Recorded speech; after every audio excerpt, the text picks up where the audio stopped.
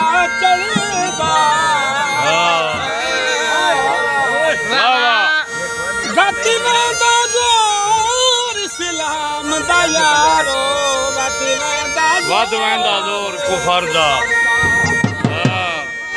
आया बाद नबी कुल नबियां दी कोई न शनाख्त करदा कोई न शनाख्त करदा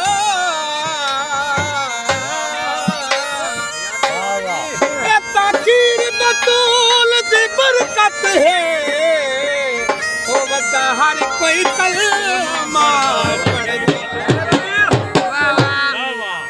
कोई अल मैनू रहा कदिया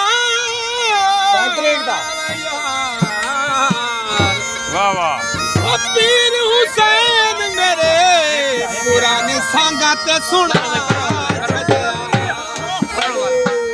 खुला देगा